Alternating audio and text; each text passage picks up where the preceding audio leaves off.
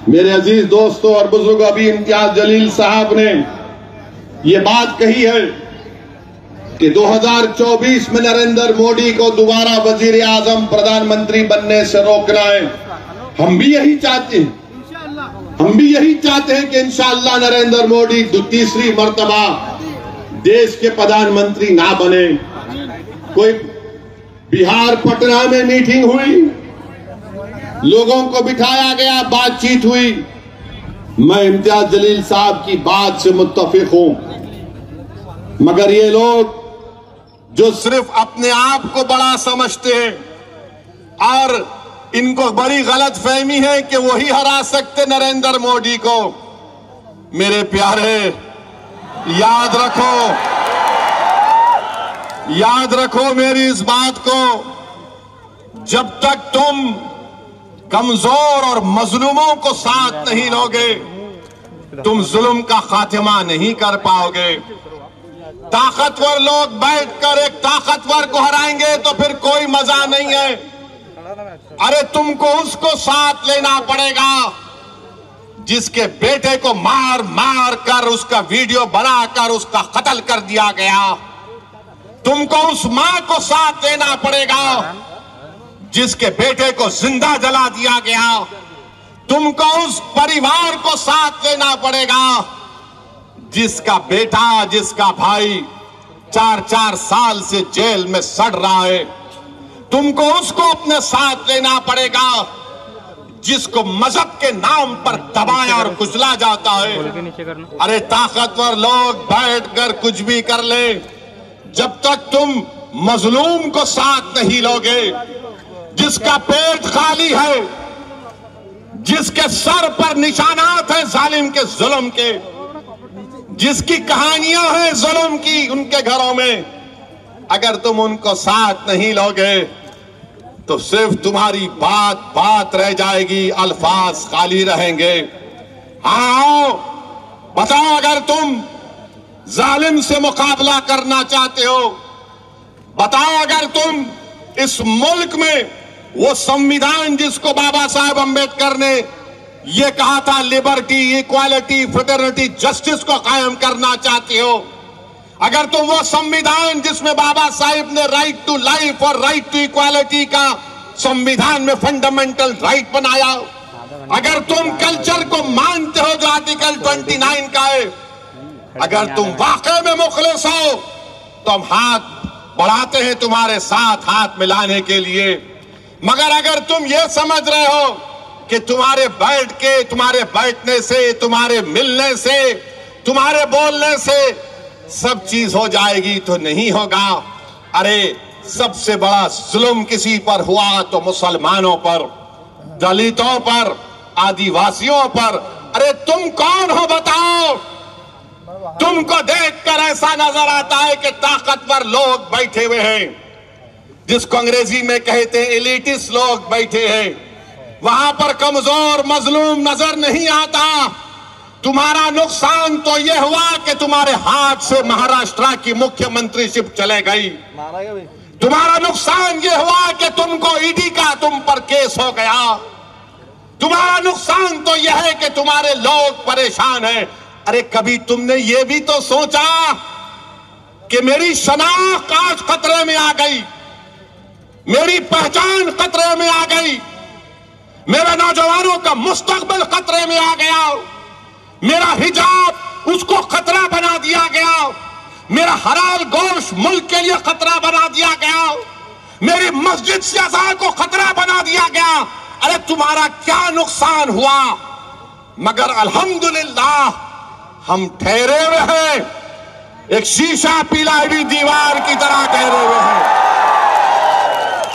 इन सबको देख रहे हैं, इन सबको देख रहे हैं, और हमारी जबान से क्या निकलता? हस्बुनल्लाह व निअमल वकील, हस्बुनल्लाह व निअमल वकील, हस्बुनल्लाह व निअमल वकील। तो अगर ये आपकी सोच होगी तो बराबर हम तैयार हैं। मगर अगर आप ये समझेंगे कि 16 चौधरियां बैठकर एक बड़े चौधरी से मुकाबला करेंगे तो नहीं होगा। तो हम आपसे बताना चाहते हैं, इखलास की बुनियाद पर बातचीत होगी तो हम समझ सकते हैं। अच्छा ये बताओ आप कि इम्तियाज जलील है, बीजेपी और संघ परिवार को 21 साल से औरंगाबाद की पार्लियामेंट की सीट, जो औरंगाबाद के पार्लियामेंट के इलाके में कोई विकास डेवलपमेंट नहीं होता था, कुछ नहीं होता था। औरंगाबाद की आवाम को मैं लाखों सलाम करता हूं, चाहे हमारे हिंदू भाई हो, मुसलमान भाई हो, दलित भाई हो, हमारी खवातीन को, गयूर नौजवानों को, सिख भाइयों को, हमारे तमाम लोगों को। उन्होंने कहा कि नहीं, अब बहुत हो गया, अब औरंगाबाद को इम्तियाज की जरूरत है और इम्तियाज को कामयाब कर दिया। आपने क्या हराया? हम हराए? तुम क्या हराए? तो मेरे अजीज दोस्तों और बुजुर्गों, तीसरी बात यह है, तीसरी बात सुनिए अभी, तीसरी बात यह है, नहीं नहीं, सुनो सुनो, हाँ रहेंगे रहेंगे,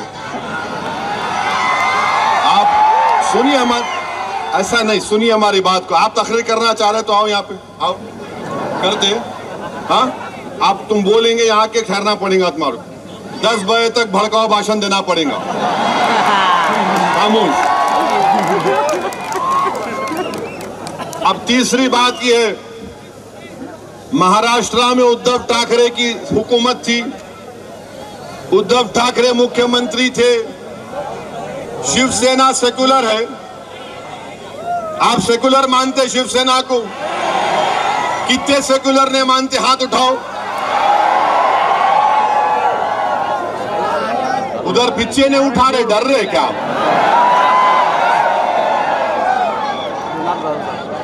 अब क्या हुआ? कांग्रेस, राहुल गांधी और शरद पवार मिलकर उद्धव ठाकरे को बोले, आप सेकुलर है, आप मुख्यमंत्री बन जाओ। अरे ये क्या है बाबा? क्या हमारे कान में फूल है या तुम हमको मुंह में चॉकलेट दे रहे? उनको मुख्यमंत्री बना दिए और हमारे जो सरकारी मुसलमान है,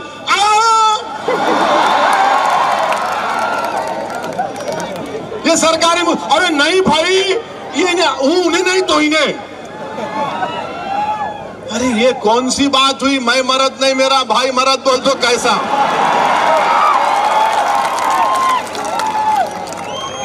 अरे आप बताओ, ये सेकुलरिज्म है? मैं यही तो पूछ रहा हूं, मगर पवार साहब नहीं मानेंगे मेरी बात को, बोलेंगे नहीं ये भड़काऊ भाषण देता है। अच्छा वो हो गया। अभी इम्तियाज साहब अपने भाषण में बोले कि सुबह 6 बजे अजीत पवार और देवेंद्र फडणवीस अचानक निकाह कर लिए। अच्छा निकाह करे करे शरद पवार साहिब को नहीं मालूम, भतीजा निकाह कर लिया, वलीमा नहीं हुआ, हुकूमत खत्म हो गई।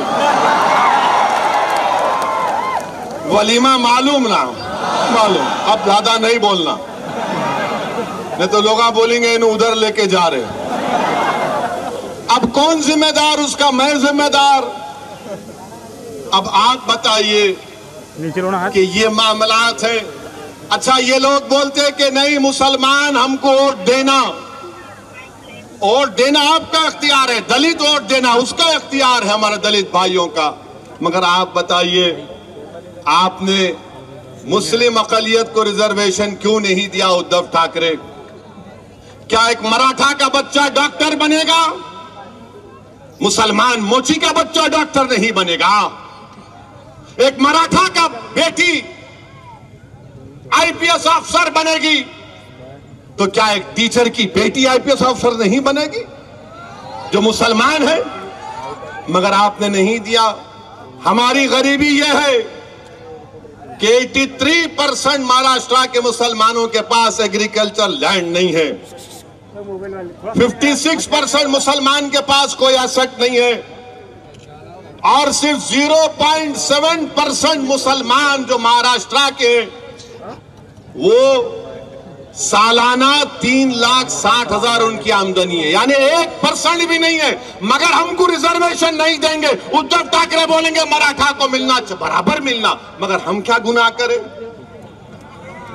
दो आप मराठा भाइयों को बहनों को, मुस्लिम भाई बहन को भी दो, मगर नहीं, मराठा ताकतवर होगा, मुसलमान गरीब से गरीब होगा, मगर वोट इनको देना पड़ेगा। अरे तुम खुल के क्यों नहीं कह देते कि हम तुमको हमेशा कमजोर करके रखेंगे, हम तुमको हमेशा भिखारी बनाकर रखेंगे?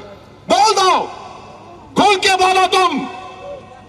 तुम मुसलमान का वोट चाहते मगर रिजर्वेशन नहीं देते। शरद पवार साहिब, राहुल गांधी क्यों नहीं देते? नहीं, अगर देंगे तो हिंदू वोट बीजेपी को चला जाएगा। अरे वोट की बात नहीं हो रही है, इंसाफ की बात हो रही है। इंसाफ जब करोगे तो मजहब को छोड़ना पड़ेगा। इंसाफ मजलूम से होना चाहिए, कमजोर से पहले होना चाहिए, मगर उसके बात नहीं करते। आपको मालूम, पिछले साल 2021-22 में पूरे मुल्क में 1,80,000 मुस्लिम बच्चे हायर एजुकेशन से निकल गए। उसका 10% महाराष्ट्र से क्या ताल्लुक है? इस पे कोई बात नहीं करेगा। मेरे अजीज दोस्तों और बुजुर्गों, अब महाराष्ट्र में यहां पर 2 in 1 की सरकार है। 2 in 1 है, शिंदे फडणवीस। पहले 3 in 1 था, पहले शरद पवार, राहुल गांधी और उद्धव ठाकरे। 3 in 1, अब 2 in 1। अब ये 2 in 1 की सरकार ने अपने दौरे इख्तिदार में 50 हेट रैलीज करवाए, 50 हेट रैलीज करवाए। लव जिहाद हो रहा, लव जिहाद हो रहा। फडणवीस साहब, मैं चैलेंज कर रहा हूं आपको, आप बोलेंगे, आप ये रिकॉर्ड पेश कर दो। अगर दोबारा बोलेंगे तो यहां आना पड़ेगा। आप रिकॉर्ड पेश कर दो कि कितने लव जिहाद हुए हैं।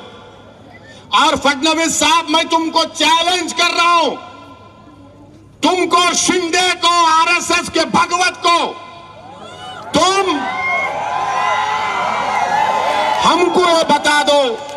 हमको ये बता दो कि लव जिहाद का डेफिनेशन क्या है?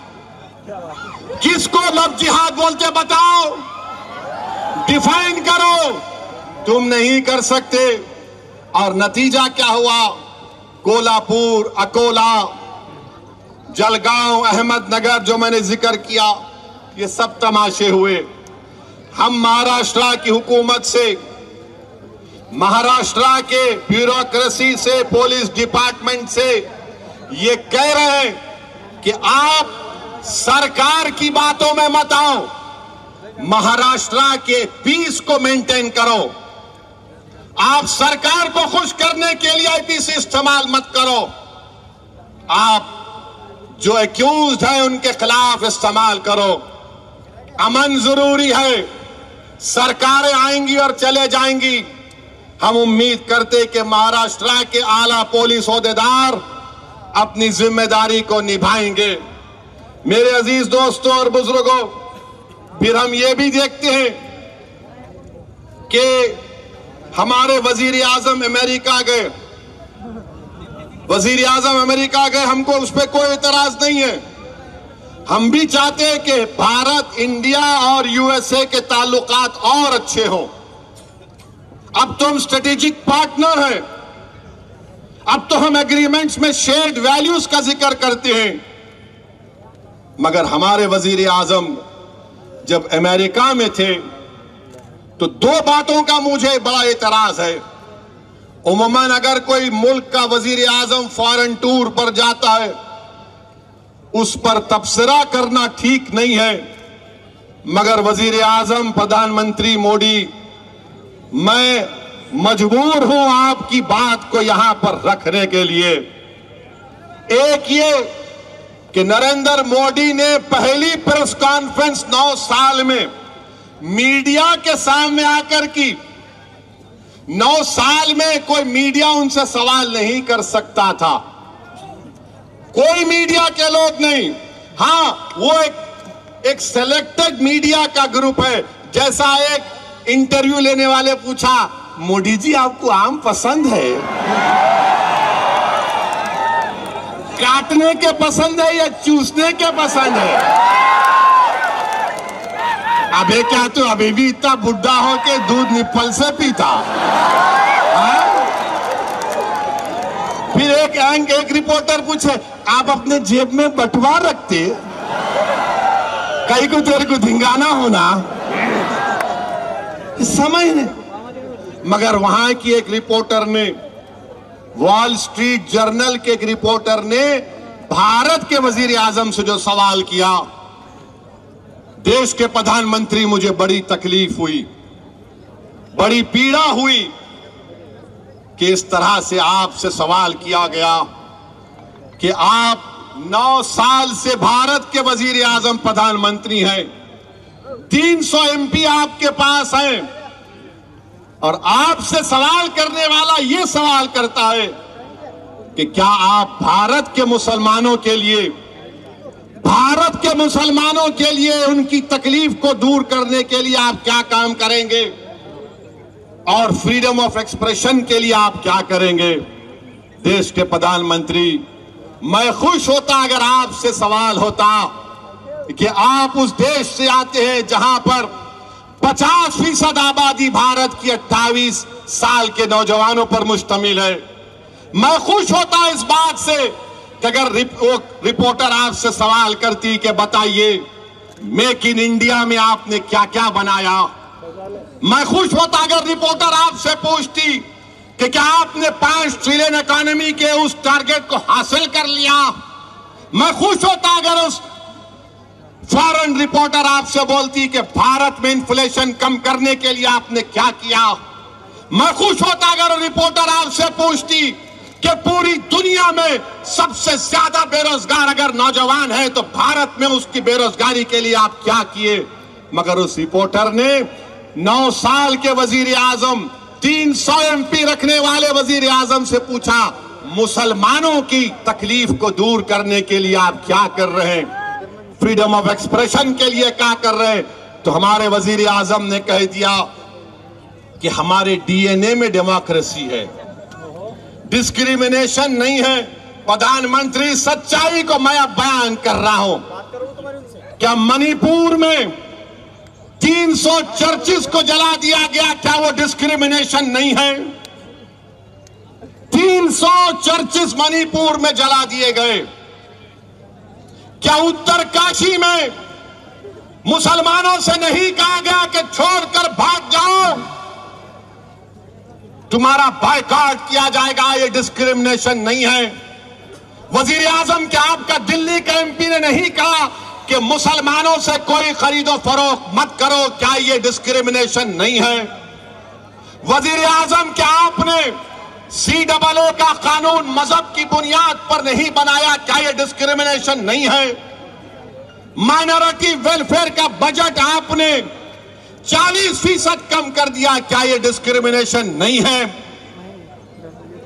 आपने मौलाना आजाद फेलोशिप को खत्म कर दिया अल्पसंख्यक समाज के लिए। अब कोई मुसलमान बच्चा फेलोशिप और PhD नहीं कर पाएगा, क्या ये डिस्क्रिमिनेशन नहीं है? प्रधानमंत्री, डिस्क्रिमिनेशन यही भी है कि आपके 306 एमपी में एक मुसलमान एमपी नहीं। डिस्क्रिमिनेशन यह भी है कि आपके पास एक मुस्लिम मिनिस्टर नहीं।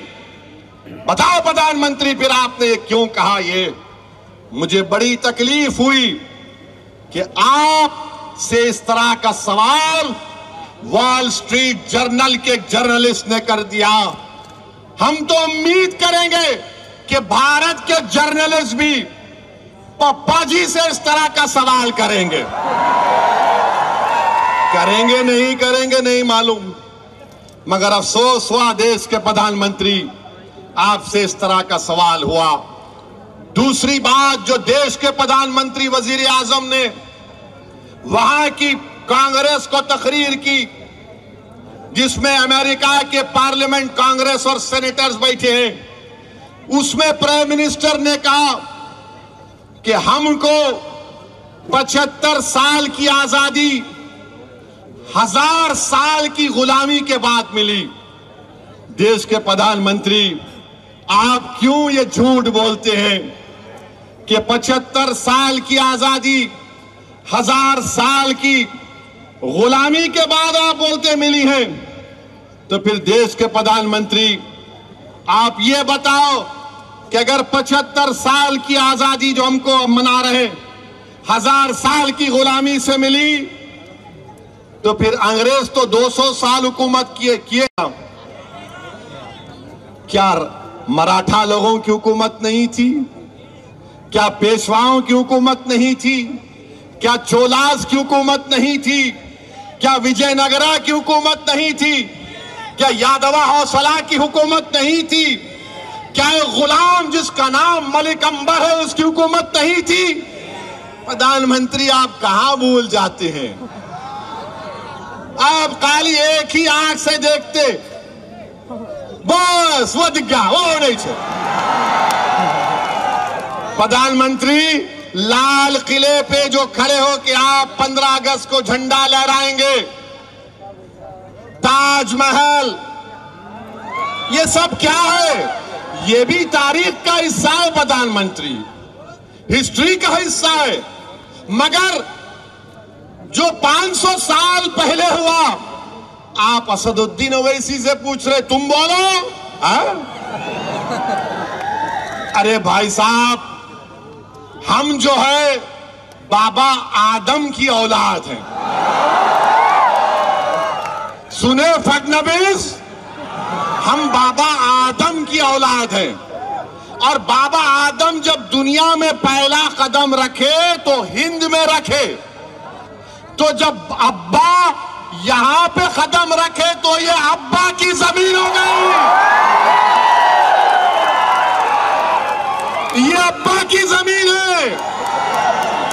तो अब्बा की जमीन से अब कोई निकलने वाला नहीं है। हम सब लोग आदम की औलाद हैं। किसकी औलाद है? बाबा आदम, हमारे अब्बा, डैडी, पापा, अब्बू, बस ये समझना है। मगर इनकी औलाद, उनकी औलाद, अरे तुम क्या औलाद के एक्सपर्ट हो क्या?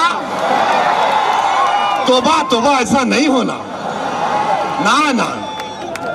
अच्छा, अब आप इन्हें फोटो रखा तो भारत का जब कॉन्स्टिट्यूशन बना, भारत का जब आईन बाबा साहेब अंबेडकर बना दिए, उसकी पहली किताब में बाबा साहेब अंबेडकर ने पहली किताब बनाई। जितने कॉन्स्टिट्यूएंट असेंबली के लोग थे उन सब ने उस पर दस्तखत की। उस सब पर, सुनो भाई, उस सब पर उन्होंने साइन की। बड़े बड़े लोग जिन्होंने इस मुल्क को आईन दिया, जो कॉन्स्टिट्यूएंट असेंबली में जो लोग बैठे थे, उनका दिमाग, उनकी सोच, उनकी फिक्र, उनकी कुर्बानी नरेंद्र मोदी से बड़ी थी, हर एक से, ओवैसी से बड़ी थी। उस पहली किताब में सबके फोटोज है, उसमें टीपू की भी फोटो है।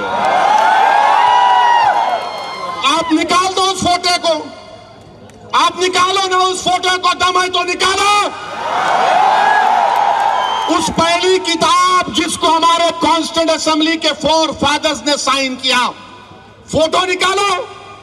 अकबर की फोटो, झांसी की रानी की फोटो, गुरु नानक की फोटो, राम सीता लक्ष्मण की फोटो, गौतम बुद्ध की फोटो, महावीर की फोटो। अरे यही तो भारत है। मगर इनको 1000 साल में इनको विजयनगरा याद नहीं आता, चोलास याद नहीं आते। प्रधानमंत्री, और एक बात आपसे हम पूछना चाह रहे हैं ये बराक ओबामा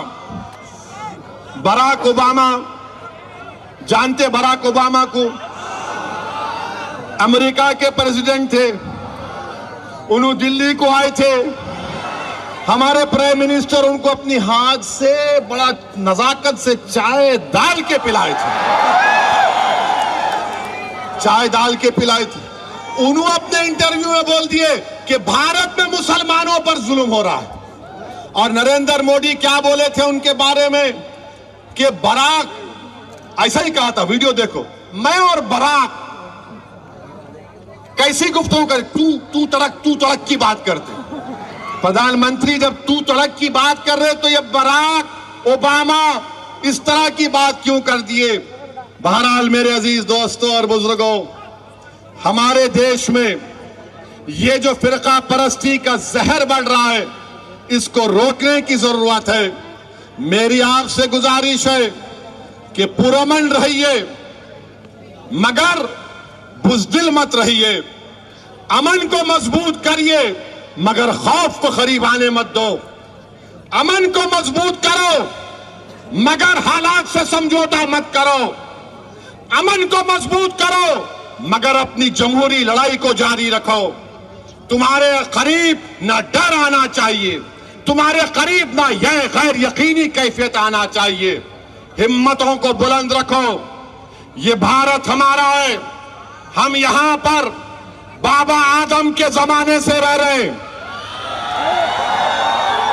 बाबा आदम के जमाने से रह रहे हैं और सुबह कयामत तक रहेंगे इंशाअल्लाह ताला।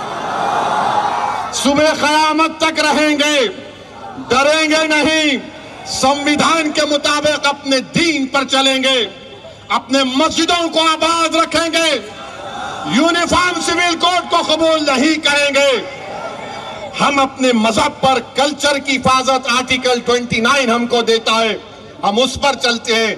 अभी खाली 10% बोला हूं, जब इलेक्शन होगा और 20% बोलूंगा। आप आएंगे ना? आएंगे ना? या खाली ऐसा ही बोल रहे? और वोट देंगे ना? पतंग देंगे ना? या फिर डर के बोलेंगे नहीं उनको दे? नहीं, अपनी पार्टी कांग्रेस पार्टी, अपना लीडर इम्तियाज, अपना लीडर गफ्फार कादरी। जब सब लोग अपने अपने लीडर को बना लिए, तुम भी लीडर बनो। बहुत बहुत शुक्रिया आपका। सलाम अलैकुम व रहमतुल्लाह।